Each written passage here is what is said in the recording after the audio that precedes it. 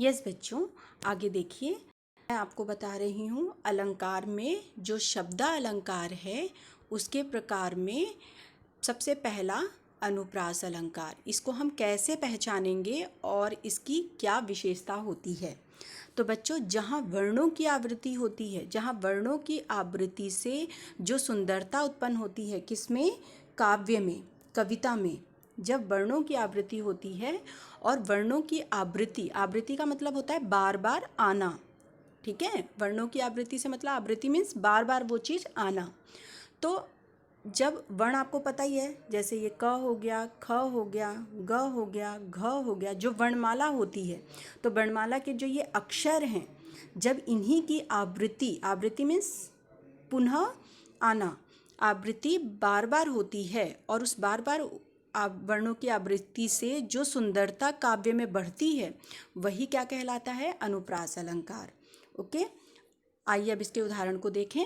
जैसे बच्चों, यहाँ पर अगर आप ध्यान से देखें तो किस वर्ण की आवृत्ति हो रही है?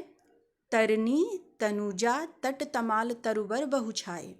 मतलब इसका ये पूरी एक कविता की लाइन है, तरनी तनुजा तट तमाल तरुवर बहुछाए, ठीक है। मतलब यहाँ पर नदी के किनारे जो पेड़ हैं वो बहुत सारे लगे हुए हैं। तो यहाँ पर तरनी जो है, तरनी तनुजा, यहाँ पर किस वर्ण की आवृत्ति हो रही है बच्चों? आप देख सकते हैं पहले वाले में भी क्या है, पहले वाले में भी त है, दूसरे में भी त है, फिर त है, फिर त है, और तरुवर में भी त है। तो इस तरह से यहाँ पर किस वर्ण की आवृत्ति हो रही है? त वर्ण की। किस वर्ण की? त वर्ण की। जब त वर्ण की आवृत्ति, यहाँ मतलब नियम क्या है कि जहाँ वर्णों की आवृत्ति बार बार हो वहाँ पर क्या होता है? अनुप्रास अलंकार। कौन सा अलंकार बच्चों? अनुप्रास। आपको नियम याद रखना है, वर्ण की आवृत्ति, अनुप्रास अलंकार। ओके, दूसरा उदाहरण, यहाँ पर त वर्ण की आवृत्ति है इसलिए यहाँ अनुप्रास अलंकार है। नेक्स्ट, यहाँ पर बच्चों आप बता सकते हैं किस वर्ण की आवृत्ति हो रही है? चारु चंद्र की चंचल किरणें। इसमें किस वर्ण की आवृत्ति हो रही है बच्चों? च की, ठीक है, चंचल किरणें। अब दूसरी लाइन में भी हो रही है क्या किसी वर्ण की आवृत्ति? यस, ल की। खेल रही है जल थल में, जल, ल, थल में भी ल और खेल में भी ल। तो यहाँ पर कौन से दो वर्ण हैं जिनकी आवृत्ति हो रही है? च की और ल की। तो कौन सा अलंकार हुआ बच्चों? यहाँ पर अलंकार हुआ अनुप्रास। ओके, यहाँ च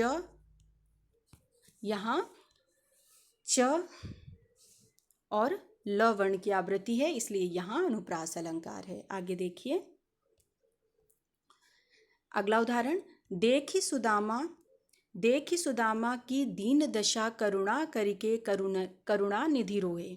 देखी सुदामा की दीन दशा, ये आपकी पाठ्य पुस्तक का ही है बच्चों, सुदामा चरित, जिसमें सुदामा और कृष्ण की मित्रता का वर्णन किया गया है, तो उसी में से ये लिया गया है। तो आपको याद रखना है कि यहाँ पर कौन सा अलंकार है ना। देखी सुदामा की दीन दशा, यहाँ पर किसकी आवृत्ति हो रही है? देखी में द की आवृत्ति, सुदामा में द की आवृत्ति, दीन में द की आवृत्ति, दशा में द की आवृत्ति। उसी तरह अगली लाइन में करुणा में क की आवृत्ति, करिके में क की आवृत्ति, करुणा में क की आवृत्ति। तो इस तरह यहाँ पर किन दो वर्णों की आवृत्ति हो रही है बच्चों? द की और क की। तो यहाँ पर कौन सा अलंकार हुआ? यस, अनुप्रास अलंकार। क्लियर है बच्चों कि अनुप्रास अलंकार क्या होता है? जहाँ वर्णों की आवृत्ति होती है। तो यहाँ पर किसकी हुई है? यहाँ पर आवृत्ति हुई है द की और क की, इसलिए यहाँ अनुप्रास अलंकार है। ओके, आई होप आप लोगों को अनुप्रास अलंकार समझ में आ गया होगा बच्चों। अगर अभी भी कोई डाउट है तो पूछिए।